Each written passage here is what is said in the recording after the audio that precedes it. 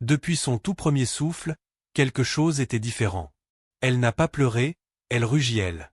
Ses membres étaient épais, son corps lourd, sa faim sans fond. Au cours de sa première année, elle avait dépassé son berceau. À sa deuxième seconde, sa mère ne pouvait plus la soulever sans crier de douleur. Au puits, des voix sont tombées à un silence. Un tel enfant n'est pas naturel. Ils n'ont pas dit son nom. Ils ont dit d'autres choses. Derrière des portes closes. Derrière les mains tremblantes. Le boulanger s'est croisé lorsqu'elle est passée. La sage-femme a cessé d'établir un contact visuel. Et encore, Eugenia a grandi. Les autres enfants l'ont vu venir et courir. Ils ont jeté des pierres. Ils ont ri. Ils lui ont donné un nom qui a collé comme une malédiction. La monstrua. Le monstre. Eugenia a appris à rester à l'intérieur, par le feu, où les mains fatiguées de sa mère se brossaient les cheveux et chuchotaient encore et encore la même ligne. Dieu vous a fait tel que toi. Mais la voix de sa mère tremblait à chaque fois. Et Eugenia croyait moins à chaque souffle. Le vent transportait de la poussière ce matin-là, et autre chose. Un cavalier. Il a mis en place en silence. Son manteau portait le sceau du roi. Les villageois se sont rassemblés mais n'ont rien dit. Ils ont regardé Thomas, son père, briser la cire avec des doigts sales. La lettre a été lue à haute voix. L'enfant connu sous le nom d'Eugenia Martinez Valiero est convoqué à la cour royale, pour examen et amusement. Personne n'a respiré. Eugenia ne comprenait pas. Sa mère la serra si étroitement, elle ne pouvait pas bouger. Son père a pressé quelque chose de petit et rugueux dans sa main. Une croix en bois. Dieu va avec vous, a-t-il dit, mais sa voix se brise. Eugenia leva les yeux. Momard, qu'est-ce qu'ils veulent? La bouche de sa mère s'est ouverte, mais aucun son n'est venu. Aucune réponse. Aucune promesse. Juste le son du soldat du roi se détournant. Et dans la poitrine d'Eugenia, une peur silencieuse qu'elle ne pouvait pas nommer. La voiture secoua et traversa les routes sèches. À l'intérieur, elle était assise seule, vêtue d'une robe qui ne convenait pas, ses coutures tirant serrées. L'air était épais. Le silence était pire. L'homme la gardant, dont Alvaro, à peine parlait. Barquette seulement. Asseyez-vous toujours. Vous devez être présenté comme une curiosité. Pas un paysan fascinant. La nuit, ils se sont arrêtés aux auberges. Elle était cachée dans le dos, loin des autres voyageurs. Comme quelque chose de honteux. Quelque chose à révéler uniquement lorsqu'il est commandé. Une fois, elle a entendu un murmure de femmes de chambre. Ils disent qu'elle pèse autant qu'un bœuf. Pensez-vous qu'elle sait ce qu'ils lui feront? Eugenia n'a pas dormi cette nuit-là. Lorsque les murs du palais se levèrent finalement à l'horizon, ses mains ont commencé à trembler. Porte d'or. Noble en soi. Des visages qui regardaient sans clignoter. Une voix, douce et découpée, s'est élevée de la foule. C'est donc l'enfant monstrueux. Comme c'est délicieusement grotesque. Elle est sortie. Ses jambes instables. Ses mains serpant toujours la croix en bois. Elle ne le savait pas alors, mais ce n'était pas un choc. Ce n'était pas de la cruauté par surprise. La vérité était plus simple. Et beaucoup plus froid. Le tribunal avait prévu cela depuis le début. Elle se tenait seule au centre de la grande salle. Les yeux de la noblesse espagnole se sont enfermés sur son corps. Pas d'accueil. Pas de gentillesse. Seul silence, aiguisé par le jugement. Puis vint la voix du trône. Mince. Maladif. Pourtant final. Tournez. Eugenia a gelé. Tournez, répéta le roi. Elle hésita. Une botte l'a poussée vers l'avant. Elle a tourné. Le rire a éclaté comme du tonnerre. Marvelou, haleta quelqu'un. Un signe de faveur divine, ou une plaisanterie divine. Un évêque applaudit. Un noble a commencé à l'esquisser, chaque courbe exagérée, chaque pli s'est transformé en blague. Peut-elle danser? Demanda une duchesse, sa voix sucrée. Le violonateur a joué. Le tribunal a applaudi. Continuez alors. Montrez-nous comment une paysanne célèbre. Son corps se balançait, maladroit et lent. Des larmes ont brûlé ses yeux. Une amande sucrée a frappé sa joue et a roulé au sol. Elle a toujours dansé. À la fin, le roi se pencha en avant. Demandez-lui de nourrir. Je souhaite voir combien elle peut consommer. Une table est apparue, empilé. Le roi sourit.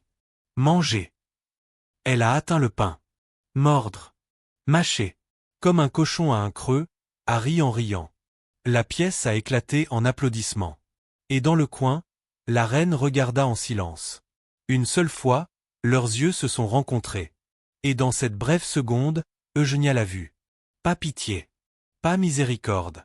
Juste le regard de quelqu'un qui savait, cela ne finirait jamais. Jour après jour, la même routine. Ils l'ont habillé de soie et de dentelle. Les coutures se sont tendues. Le corsage a coupé ses côtes. Regardez-la, ont-ils crié. Un péché en satin. Une scène a été construite juste pour elle. Glissant. Brillant. Perfide. Le violonnateur a joué. La foule a applaudi. Elle a dansé. Encore. Et encore. Jusqu'à ce que ses genoux cèdent. Finition parfaite, quelqu'un a crié en tombant. Applaudissements. Rire. Une autre échymose. Ils l'ont pesée dans des chaînes de fer. Voyons ce que la marvelle du roi pèse. Le numéro a été annoncé comme un prix. Les acclamations étaient plus fortes qu'auparavant. À travers tout cela, Eugénia est restée silencieuse. Ses larmes séchaient. Son visage vide.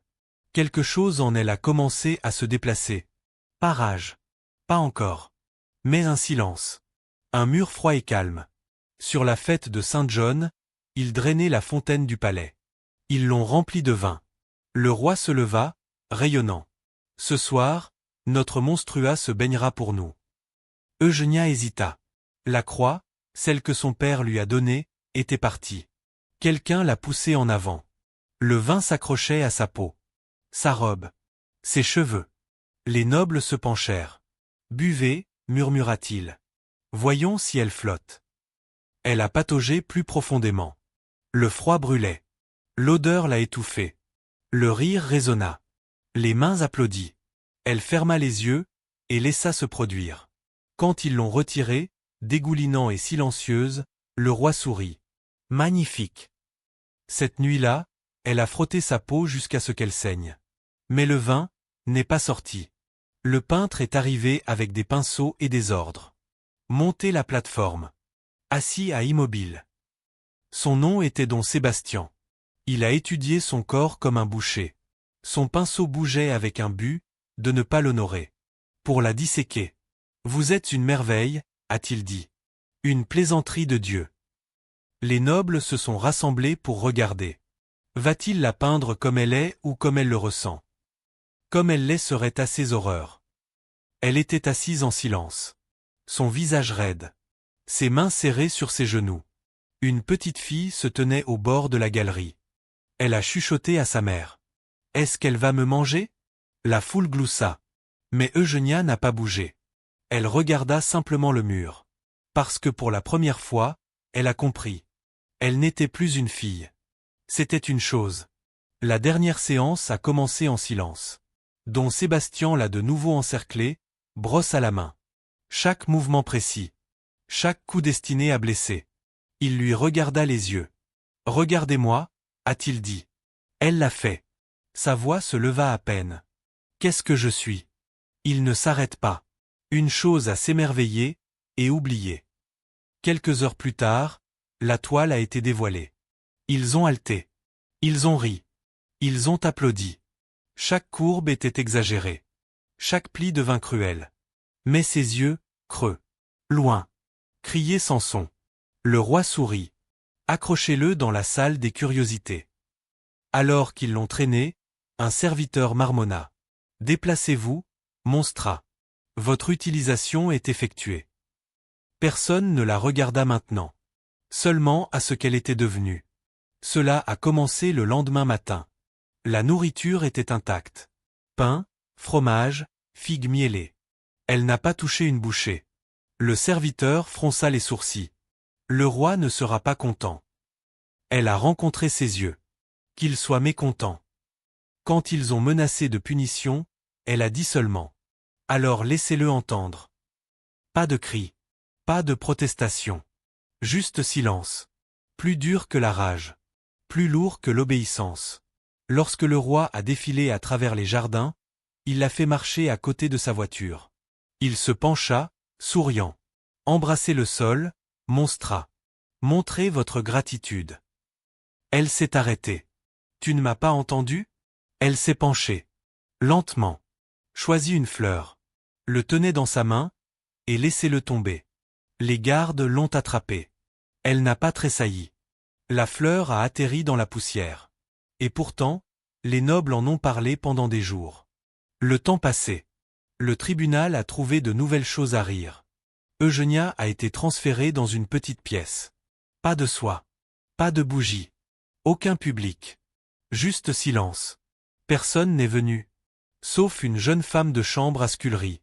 Un soir, elle lui a glissé un morceau de fromage. Eugénia leva les yeux, confus. La fille a souri.